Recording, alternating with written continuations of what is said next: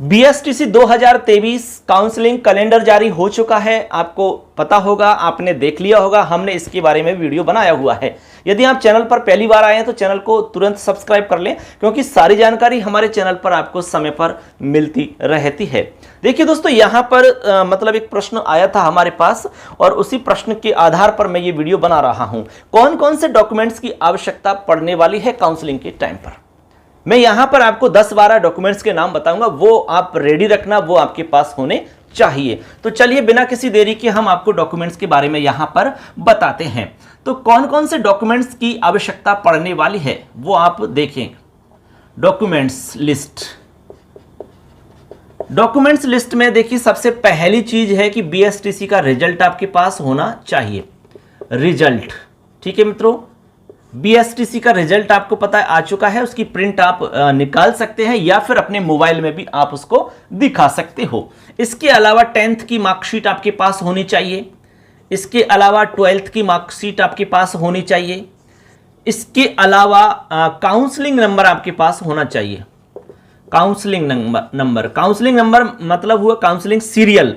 अब ये counselling serial number आप कहां से मिल पाएगा? काउंसलिंग नंबर जब आपने रिजल्ट देखा था तो रिजल्ट के नीचे नीचे ये लिखा हुआ है, आप देखें उसको ध्यान से, वहां लिखा हुआ है काउंसलिंग सीरियल नंबर, उसी को कहेंगे हम काउंसलिंग नंबर। ठीक है, तो वो आप अपने पास लिख करके रखें या फिर आप उसको जब मोबाइल में रख सकते हैं, जब आवश्यकता पड़े तो आप उसको दिखा सकते हैं।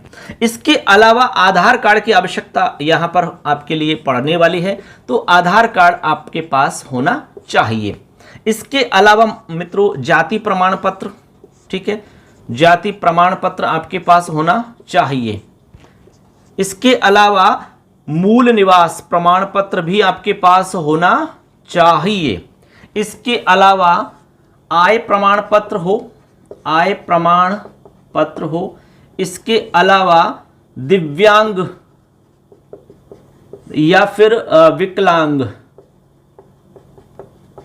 देखिए यदि आप दिव्यांग या विकलांग हैं, किसी भी प्रकार से दिव्यांग हो सकता है, ठीक है ना, किसी भी मतलब शरीर के अंग से आप यदि दिव्यांग हैं।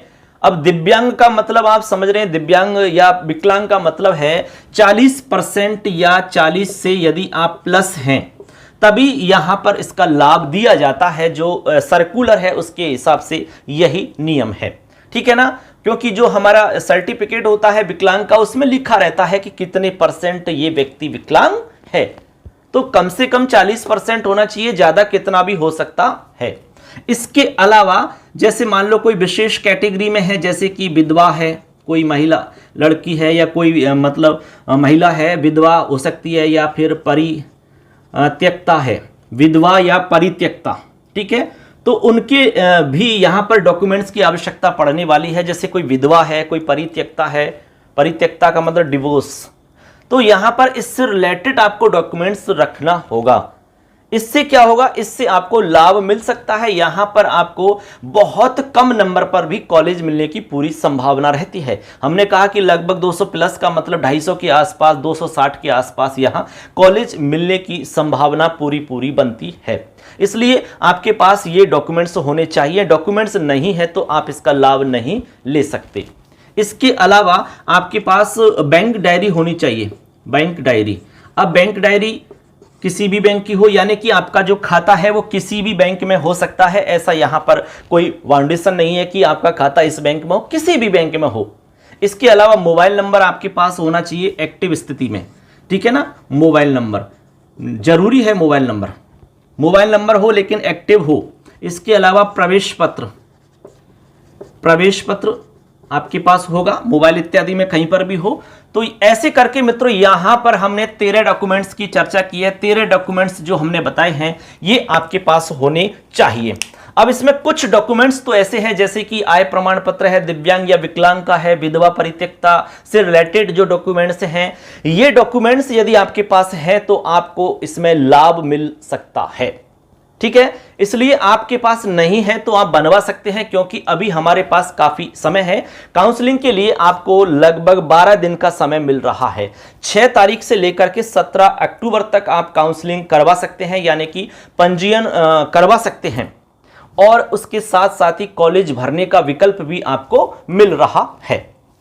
इस तरह से मित्रों यहां पर हमने जाना कि बीएसटीसी काउंसलिंग के लिए कौन कौन से डॉक्यूमेंट्स हमें मतलब देने पड़ते हैं या हमारे पास होने चाहिए। मैंने सबके बारे में यहां आपको संक्षिप्त में जानकारी दी। इसके अलावा और भी जानकारी यदि होगी, कोई भी अपडेट जानकारी आती है तो वो भी मैं आपको इस चैनल पर जरूर बताऊंगा।